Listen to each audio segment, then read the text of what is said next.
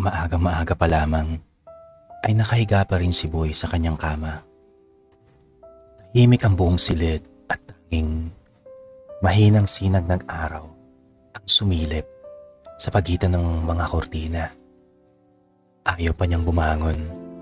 Sa bawat pagkising niya ay tila may nawawalang bahagi ng kanyang puso. Sa kanyang panaginip kasi, kasama niya si Leia, ang babaeng matagal na niyang minamahal ngunit kailanman hindi naging kanya. Sa panaginip, magkahawak sila ng kamay habang naglalakad sa tabing dagat. Walang ibang tao, walang maingay, walang dahilan para magkunwari. Ngumingiti si Leia sa kanya na para bang siya ang pinakamahalagang tao sa buong mundo. Ngunit, tulad ng lahat ng panaginip, kailangan din itong matapos.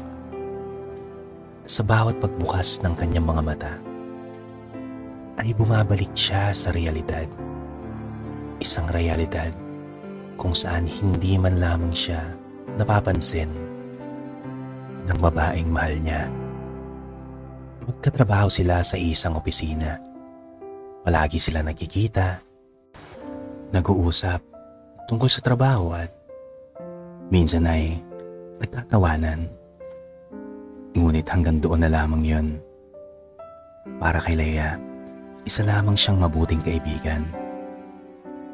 Para naman kay Boy, simpleng ngiti ni Leia ay sapat na upang mabuo ang kanyang araw.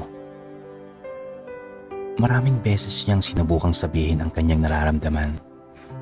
Ngunit sa tuwing nakikita niya ang saya sa mga mata ni Leia habang ikinikwento ang lalaking gusto nito, unti-unti niyang nilulunok ang mga salitang nais niyang sabihin. Mas pinili niyang manahimik kaysa maging dahilan ng pagkasira ng ngiti nito. Tuwing gabi, bago siya matulog, ipinipikit niya ang kanyang mga mata nang may pag-asang muli niyang makikita si Leia sa kanyang panaginip. Doon na lamang niya nararanasan ang pagmamahal na alam niyang hindi niya kailanman mararanasan sa tunay na buhay. Doon, siya ang pinipili. Doon, siya ang mahal. Isang araw, inimbitahan siya ni Leia sa isang cafe. Saglit na umasa si Boy. Baka ito na ang pagkakataon. Baka may himalang mangyari. Ngunit pagdating niya roon, ipinakilala lamang siya ni Leia sa nobyo nito. Magalang siyang ngumiti at nakipagkamay kahit tila unti-unting nadudurog ang kanyang puso. Uwi niya noong gabing yun, hindi siya agad natulog. Umupo siya sa gilid ng kama at pinagbasdan ang langit sa labas ng bintana.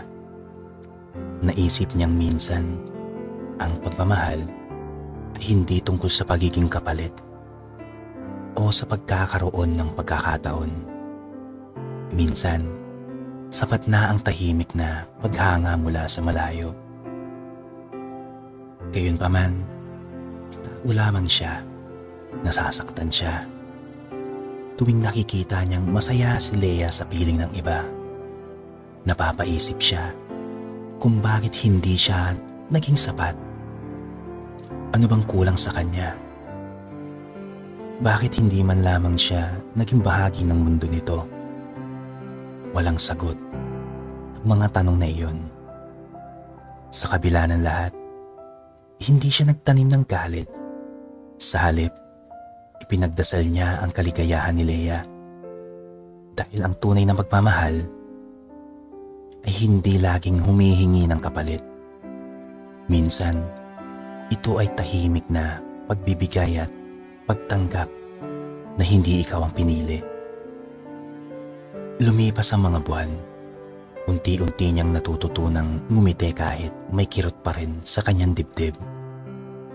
Natutunan niyang gawing inspirasyon ang sakit upang mas pagbutihin ang kanyang sarili. Nag-aral siya ng mga bagong kasanayan, naglakbay at muling binuo ang sariling pangarap na matagal niyang isinantabi. Hindi nawala ang alaala ni Lea. Tuwing umaga ay naaalala pa rin niya ang mga panaginip na minsang naging kanlungan niya. Ngunit hindi na siya umaasang magiging totoo ang mga iyon. Sa halip, nagpapasalamat siya dahil kahit sandali ay naranasan niyang maging masaya kahit sa mundo lamang ng kanyang imahinasyon. Isang gabi, muli niyang napanaginipan si Lea. Tulad ng dati, magkasama sila naglalakad. Ngunit bago siya magising, ngumiti si Lea at nagsabing, "Salamat sa pagmamahal mo. Panahon na para hanapin mo naman ang taong tunay na magmamahal sa iyo." Nagising si Boy na may luha sa kanyang mga mata, ngunit may kakaibang gaan sa kanyang dibdib. Sa unang pagkakataon, hindi na siya nanghinayang sa pagtatapos ng panaginip. Alam niyang ang bawat panaginip ay may hangganan upang bigyang daan ang bagong umaga. Habang bumabangon siya mula sa kama, napansin niyang mas maliwanag ang sikat ng araw kaysa dati. Hindi dahil nagbago ang mundo, kundi dahil nagbago na ang kanyang pananaw. Ang pag-ibig na hindi nasuklian ay hindi kabawasan ng kanyang pagkatao. Isa lamang itong kabanata ng kanyang buhay. Minsan, ang pinakamagandang pag-ibig ay dumarating lamang kapag natutunan nating bitawan ang mga pangarap na hindi kailanman naging para sa atin. At kapag dumating ang tamang tao, mapapangiti ka na lamang sa bawat umagang dati mong kinatatakutan. Dahil ang bawat pagising ay hindi na katapusan ng isang panaginip. Ito na ang simula ng bagong buhay na matagal nang naghihintay sa iyo. At mula noon, sa tuwing sasapit ang umaga, hindi na niya kinatatakutang magising. Patuloy pa rin siyang mananaginip, ngunit hindi na para takasan ang realidad.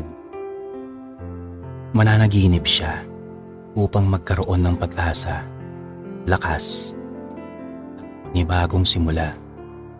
Sapagkat may mga pag-ibig na nananatiling panaginip, ngunit may mga pangarap ding naghihintay maging tunay. Kapag natuto tayong bitawan ang mga hindi para sa atin, sa huli, naunawaan ni Boy na ang pinakamahalagang pag-ibig ay ang pag-ibig sa sarili. Kapag natutunan mong tanggapin ang sakit, yakapin ang katotohanan at magpatuloy kahit mabigat ang pakiramdam, saka mo matatagpuan ang taong tunay na magmamahal sa iyo. At kapag dumating ang araw na yun, ang mga panaginip na minsang naging dahilan ng iyong pagluha ay magiging alaala na lamang ng isang pusong natutong magmahal ng tapat.